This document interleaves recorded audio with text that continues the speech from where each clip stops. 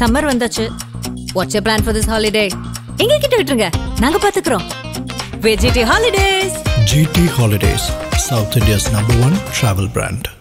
இனி வீட்லயே பானிபூரி செய்யலாம் எல்லாரும். ஆச்சி பானிபூரி கிட். தமிழகத்துல குலுகுலு பிரதேசமாகவும் இயற்கை அழகு சுரங்கமாகவும் திகழ்ற ஊட்டியில இந்த ஆண்டுக்கான மலர் கண்காட்சி தொடங்கியிருக்கு. இந்த மலர் கண்காட்சியை தமிழக முதல்வர் மு.க.ஸ்டாலின் அவர்கள் தொடங்கி வச்சிருக்காரு. இன்றைக்கு தொடங்கி இந்த மாதம் 25ஆம் தேதி வரைக்கும் 11 நாட்களுக்கு இந்த கண்காட்சி சுற்றுலா பயணிகளோட கண்களுக்கு விருந்தளிக்க காத்திருக்கு.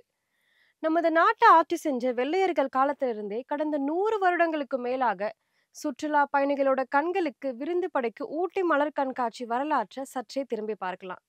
நீலமலை அப்படின்னு சொல்லப்படுற நீலகிரி தமிழகத்தோட மலை மாவட்டம். கடந்த 18ஆம் நூற்றாண்டுல வெள்ளையர்கள் இந்த மலைப்பகுதி மனிதர்கள் வசிக்க தகுந்தது அப்படின்னு கண்டுபிடிச்சு அங்க இருக்கிற இதமான தட்ப வெப்பநிலைய அனுபவிக்க தொடங்கினாங்க. கோடை காலத்துல அங்க போய் தங்குவதையும் வழக்கமா வச்சிருந்தாங்க. தங்கள் நாட்டுல விளைகிற காய்கறி வகைகள் மலர்களையும் இங்கு பயிரிட்டு மகிழ்ந்தாங்க. உதகை நகரம் உருவான போது அதன் மைய பகுதியில இயற்கையாவே அமைய பெற்ற அழகிய தாவரவியல் பூங்காவும் உருவாக்கப்பட்டது. இங்கேதான் ஒவ்வொரு வருஷமும் கண்களை கொள்ளை கொள்ளும் பல வண்ண பூக்களை கொண்ட மலர் கண்காட்சி நடத்தப்படுது. இயற்கை அழகு நிறைந்த இந்த தாவரவியல் பூங்காவிற்கு மேலும் அழகு சேர்க்கும் விதமாக இந்த கண்காட்சி அமைந்திருக்கு. கடந்த 1896ஆம் ஆண்டு முதல் முறையா இங்கு மலர் கண்காட்சி நடத்தப்பட்டது. அப்போ சென்னை மாகாணத்துல ஆட்சி செய்த வெள்ளையர்கள் தங்கள் நாட்டுல உற்பத்தியாகும் மலர்களை கொண்டு கண்காட்சி நடத்தினாங்க. நமது இந்தியாவில அதுவரைக்கும் அப்போ இது நடைமுறையில் இல்லை அப்படின்னாலும் கூட வெள்ளையர்கள் தங்களுடைய பாரம்பரியத்தோட ஒரு வெளிப்பாடாதான் இந்த கண்காட்சியை நடத்தினாங்க. இதுக்கப்புறமா ஒவ்வொரு வருஷமும் கோடையோட உச்சமான மே மாதத்துல தொடர்ந்து ஊட்டியில மலர் கண்காட்சி நடத்தப்படுவது வழக்கத்துக்கு வந்தது.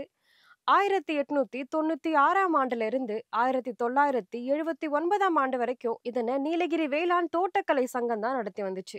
1986ஆம் ஆண்டு முதல் அரசு தன்னோட பொறுப்பில் எடுத்துக்கொண்டு இங்கு மலர் கண்காட்சியை நடத்த ஆரம்பிச்சது. இது வரைக்கும் 126 ஆண்டுகள் அதிகாரப்பூர்வமா தொடர்ந்து இந்த கண்காட்சி நடத்தப்பட்டு வந்திருக்கு. அந்த வகையில தற்போது நடைபெறுவது 127ஆவது மலர் கண்காட்சி. மலைகளோட ராணி அப்படின்னு அழைக்கப்படுற இந்த இயற்கை அன்னையோட நெற்றியில பொட்டு வச்சது போல இந்த மலர் கண்காட்சி வண்ணங்கள்ல ஒரு திருவிழாவாவே களை கட்டும். ஆண்டுக்காண்டு இந்த மலர் கண்காட்சியோட அழகு கூடிக்கொண்டே போகுதுன்னு தான் சொல்லணும். மலர் கண்காட்சிக்குள்ள நுழைந்து விட்டாலே நாம ஏதோ ஒரு பசுமை தாளாட்டும் மரகத பிரதேசத்துக்குள்ள போன மாதிரிதான் ஒரு உணர்வு வரும். திரும்பிய திசை எல்லாமே மலர்கள் மலர்கள், நிறங்கள் நிறங்கள். வானவில் அப்படியே உடைந்து மொத்தமா இங்கு விழுந்து விட்டதோ அப்படின்னு தோன்ற அளவுக்கு விதவிதமா அப்படி ஒரு வண்ணங்களோட அணிவகுப்பை இங்க பார்க்க முடியும். இப்படி கூட ஒரு மலர் இருக்கா அப்படின்னு சில மலர்கள் நம்மையே வியக்க வைக்கும். இந்த பூவோட மைய பகுதியில இப்படி ஒரு கலவையான வண்ணம் எப்படி வந்தது அப்படின்னு நம்மளுடைய மனம் ஆராய்ச்சி செய்ய தொடங்கிடும்.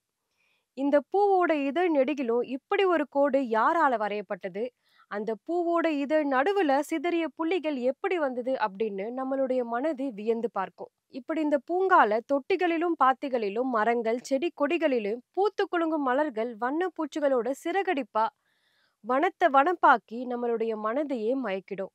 ரோஜாக்கள்ல எத்தனை வகை இருக்கோ அது அத்தனையுமே இந்த கண்காட்சியில இடம்பெற்றிருக்கும்.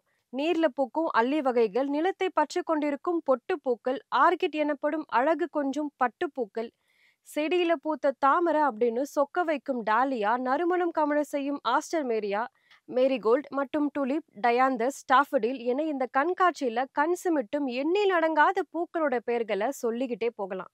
இந்த ஆண்டோட சிறப்பு அம்சமா ஓரியண்டல் லில்லி, ஜெர்மனியம், சைக்ளோபின், டெல்முனியம் போன்ற வெளிநாட்டு மலர்களும் இந்த கண்காட்சியில இடம்பெற்றிருக்கு. அடுக்குகள்ல அடுக்கி வைக்கப்பட்டிருக்கும் 45,000க்கும் அதிகமான தொட்டிகள், அழகிய நீர்நிலைகள், கண்ணாடி மாளிகை ஆகியவற்றில சுமார் 7.5 லட்சம் செடிகள்ல 500க்கும் அதிகமான ரகங்கள்ல பூக்கள் இங்கே பூத்து குலுங்கிக்கிட்டு இருக்கு. இவை அனைத்திற்கும் முத்தாய்ப்பா இந்த பூக்களை எல்லாம் ஒன்றுபடுத்தி இங்கு செய்யப்பட்டிருக்கும் மலர் அலங்காரங்கள் இன்னொரு அற்புதமாகும். பூக்களை கொண்டு செய்யப்படும் மலர் வடிவமைப்புகளும் கண்காட்சியை மேலுமே வண்ணமயமாக்குது. அந்த வகையில இந்த முறை சுமார் 2 லட்சம் கார்னேஷன் உள்ளிட்ட பல்வேறு மலர்களை கொண்டு ராஜராஜ சோழனோட அரண்மனை ரொம்பவே தத்ரூபமா வடிவமைக்கப்பட்டிருக்கு. இதே போல கரிகால சோழனால கட்டப்பட்ட கல்லணை வடிவமும் சுமார் 65,000 மலர்களை கொண்டு உருவாக்கப்பட்டிருக்கு. மலர் கண்காட்சிக்கு வருபவரை வரவேற்கும் விதமா நுழைவாயில தோரணங்கள் மற்றும் 1,70,000 மலர்களை கொண்டு அத்தனை அழகோடு வடிவமைக்கப்பட்டிருக்கு. இயல்பாகவே பூக்கள் நம்மளுடைய வாழ்வோடு கலந்தது. காலங்காலமா நமது கலாச்சாரத்தோடு ஒன்று இருக்கு. பொன்னை வைத்தாலும் அங்கு ஒரு பூவையும் வையுங்க அப்படின்னு ஒரு பழமொழியே இருக்கு. பூக்களோட துணையின்றி எந்த ஒரு விழாவுமே சிறப்பு பெறுவதில்லை. ஆகவே அந்த பூக்களுக்கு கௌரவம் செய்யும் விதமா பசுமை தாலாட்டும் ஊட்டியில ஆண்டுதோறும் நடத்தப்படும் இந்த மலர் கண்காட்சி என்னைக்குமே சிறப்புக்குரியது. நம்ம வாழ்க்கைக்கு புதிய வண்ணம் சேர்த்து அதனை உற்சாகப்படுத்தும் இந்த மலர் கண்காட்சிக்கே ஒரு மாலை சூட்டுவோம். இயற்கையே இதன் ஆதாரம் என சொல்லி அதனை நாளும் போற்றுவோம்.